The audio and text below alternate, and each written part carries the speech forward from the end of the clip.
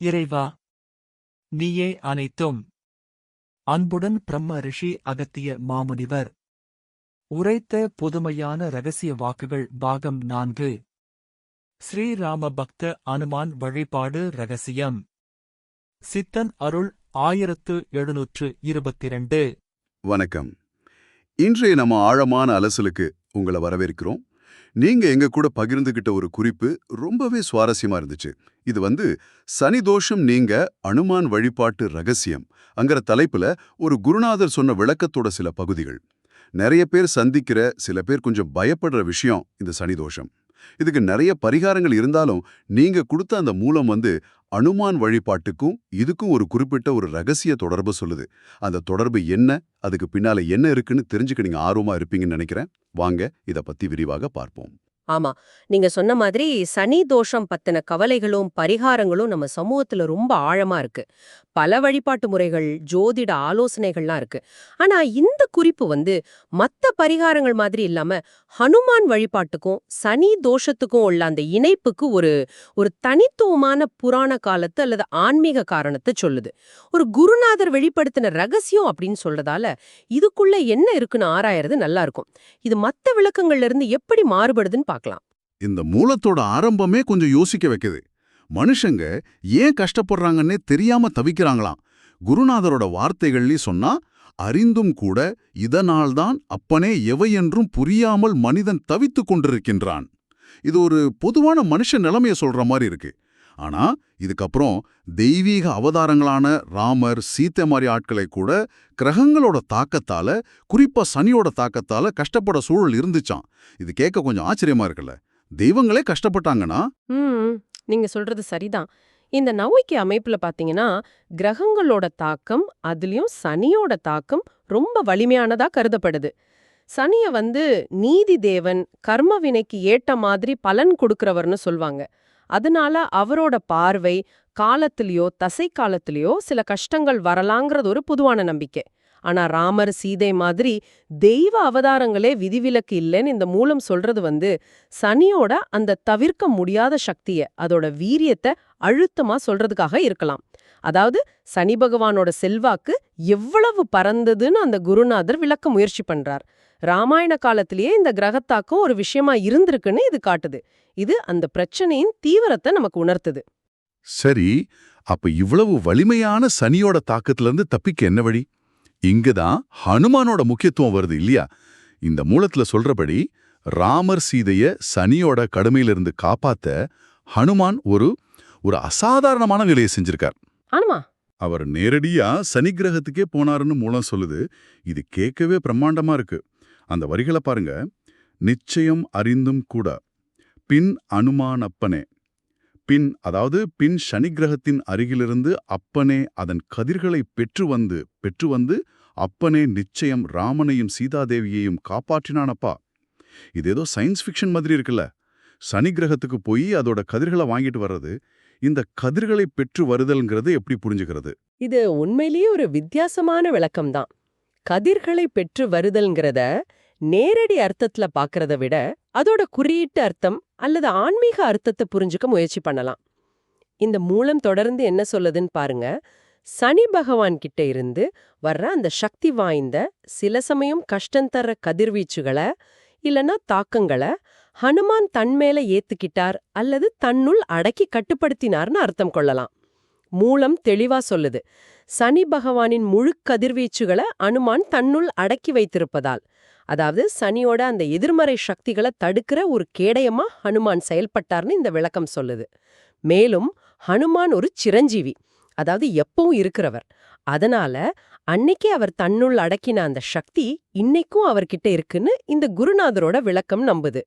ராமர் சீத்தை பக்கத்துல இருந்து அந்த கதிர்களை அவர் தடுத்தார்னு சொல்லுது. அந்த சக்தி அவர் தன்னிடம் வச்சிருக்கார் என்பதுதான் இங்க முக்கியம். ஓ, அப்படியா? இது ரொம்ப வித்தியாசமான கோணம். ஹனுமான் சிரஞ்சீவிங்கிறதால அன்னைக்கு அவர் வாங்கின இல்ல அடக்குன அந்த சக்தி இன்னைக்கும் அவர்கிட்ட இருக்குங்கிறது தான் இந்த விளக்கத்தோட அடிநாதம்.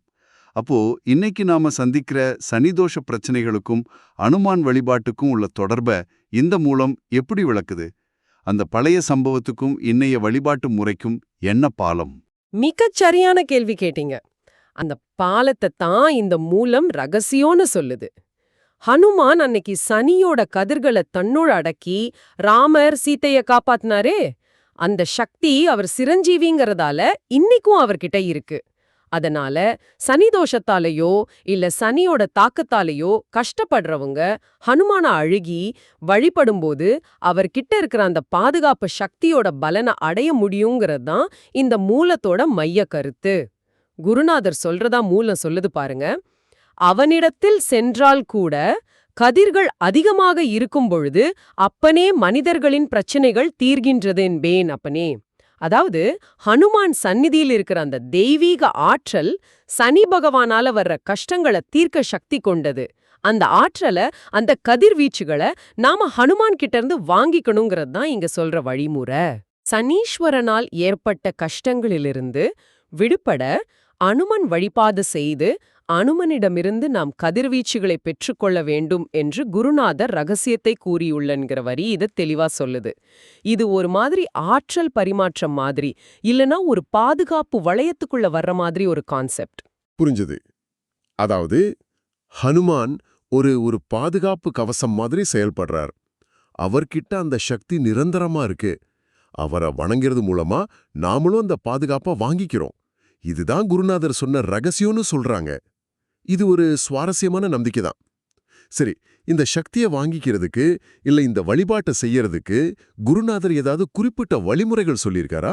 சும்மா வணங்கினா போதுமா, இல்ல ஏதாவது குறிப்பிட்ட முறை இருக்கா? நிச்சயமா இந்த மூலம் சில நடைமுறை வழிபாட்டு முறைகளையும் சொல்லுது. இவையெல்லாம் ஹனுமான் கிட்ட இருக்கிறதா சொல்ற அந்த பாதுகாப்பு சக்தியோட நம்ம இணைச்சிக்கிறதுக்கான வழிகளா நினைக்கலாம். குருநாதர் சொன்னதா 3 முக்கிய விஷயங்கள் குறிப்பிடப்பட்டிருக்கு. ஒன்னு, அனுதினமும் ஹனுமான் இடத்திற்கு சென்று தீபமேற்று வழிபாடு. அதாவது தினமும் ஹனுமான் சந்நிதிக்கு போய் விளக்கேற்றி கும்பிடுறது. இது ஒரு தொடர்ச்சியான தொடர்பை ஏற்படுத்துறதுக்கு உதவும்.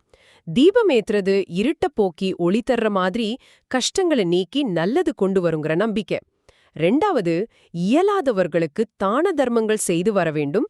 உதவி தேவைப்படுறவங்களுக்கு, குறிப்பா ஏழைகளுக்கு தான தர்மம் செய்யறது. நம்ம தர்மத்துல தானம் செஞ்சா புண்ணியம் சேரும், கர்ம வினைகள் குறையும்னு ஒரு நம்பிக்கை இருக்கு இல்லையா? இதுவும் சனி பகவானால் வர்ற கஷ்டங்களை குறைக்கிற ஒரு பரிகாரமா பார்க்கலாம். 3வது, ஞாயிறு ராகு காலத்தில் வெற்றிலை மாலை சாத்தி வழிபட்டு வர. இது ரொம்ப குறிப்பிட்ட ஒரு வழிபாடு. ஞாயிற்றுக்கிழமை, அதுலயும் ராகு காலத்துல. இது பொதுவா சரியில்லாத நேரமா சொன்னாலும் சில தெய்வ வழிபாட்டுக்கு உகந்ததாவும் சொல்வாங்க. ஹனுமானுக்கு வெற்றிலை மாலை போட்டு கும்பிடுறது. வெற்றிலை வெற்றியை தரும், மங்களகரமானதுன்னு ஒரு நம்பிக்கை இருக்கு. ராகு காலமும் ஞாயிறும் வெற்றிலை மாலையும் சேர்ந்த இந்த வழிபாடு ஒரு குறிப்பிட்ட பலனை, இந்த செயல்களை செஞ்சா வெற்றிகள் கிடைக்கும், கஷ்டங்கள் கொஞ்சம் கொஞ்சமா குறையும்னு இந்த மூலம் சொல்லுது. இதெல்லாம் வெறும் சடங்குன்னு இல்லாம ஹனுமானோட சக்தியை பெறறதுக்கான குறிப்பிட்ட வழிகளா இந்த விளக்கத்துல சொல்றாங்க. இந்த வழிபாட்டு முறைகள், குறிப்பா அந்த ஞாயிறு ராககால வெற்றிலை மாலை, இது ரொம்ப தனித்துவமா தெரியுது. அப்போ இந்த வழிபாடுகளை செஞ்சு ஹனுமானோட அருளை பெற்றா அதோட பலன் எப்படி இருக்கும்? கொஞ்ச நாளைக்கு இருக்குமா, இல்ல நிரந்தரமா இருக்குமா? இத பத்தி மூலம் ஏதாவது சொல்லுதா? நிரந்தரமான பலன் இருக்கும் தான் இந்த மூலம் சொல்லுது. அதுக்காக தான் மறுபடியும் ராமர் சீதையோட உதாரணத்தையே அது சொல்லுது. ஹனுமானோட அந்த பாதுகாப்பு சக்தியால சூழப்பட்டிருந்ததால தான் ராமர் சீதை பல சோதனைகளை கடந்தும் இன்னைக்கும் சரித்திரத்துல நீங்காத புகழோட நிக்கிறாங்கன்னு இந்த மூலம் சொல்லுது. அதனால்தான் அப்பனே வரலாறு ராமனையும் சீதாவையும் கூட பேசுகின்றது அப்பனேங்கிற வரி இதைத்தான் குறிக்குது. அதாவது ஹனுமானோட இந்த பாதுகாப்பு சும்மா தற்காலிக தடை இல்ல, அது நீடித்த நன்மைக்கும் நிலைத்த புகழுக்கும் வழிவகுக்கும் சக்தி கொண்டதுங்கிறது குருநாதரோட கருத்து. இந்த உதாரணம் மூலமா வழிபாட்டு மேல இருக்கிற நம்பிக்கையை அவர் இன்னும் அதிகப்படுத்துறார். இது நீங்க கேட்ட மாதிரி வெறும் தற்காலிக நிவாரணம் இல்லாம ஒரு ஆழமான நிலையான பலனை தருங்கிற எதிர்பார்ப்பை இது உண்டாக்குது. ஆஹா, இந்த மூலப்பொழு மொத்த சித்திரத்தை பார்த்தா சனிதோஷங்கிறது ஒரு வலிமையான ஜோதிட தாக்கம்னாலும் அதை எதிர்கொள்ள ஹனுமான் வழிபாடு ஒரு சிறந்த வழியா சொல்லப்படுது. அதுக்கு காரணம் ஹனுமான் சிரஞ்சீவியா இருக்கிறதால அவர் ராமர் சீதையை காப்பாத்த அன்னைக்கு சனி கிரகத்தோட கதிர்களை தன்னுள் அடக்கிக்கிட்ட சக்தி இன்னைக்கும் அவர்கிட்ட இருக்குங்கிறது தான். இதுதான் குருநாதர் சொன்ன ரகசியம். அவரை குறிப்பிட்ட முறையில வழிபடுறது மூலமா அந்த பாதுகாப்பு சக்தியை நாமும் பெறலாம். அதன் மூலமா கஷ்டங்கள்ல இருந்து விடுபட்டு நீடித்த நன்மைகளையும் புகழையும் அடையலாம்னு இந்த மூலம் சொல்லுது. நீங்க தெரிஞ்சுக்க விரும்பின விஷயத்துக்கு இது ஒரு தெளிவான, அதே சமயம் ரொம்ப தனித்துவமான ஆன்மீக விளக்கத்தை கொடுக்குது. சரியா சொன்னீங்க. இந்த அலசலொலின் இறுதியில உங்களுக்காக ஒரு சிந்தனை. இது இந்த மூலத்துல நேரடியா இல்ல, ஆனா இந்த உரையாடல்ல இருந்து வருது. பொதுவா நிறைய பரிகாரங்கள் சடங்குகள் எல்லாம் ஏன் செய்றோம்னு பல பேருக்கு காரணம் தெரியாது.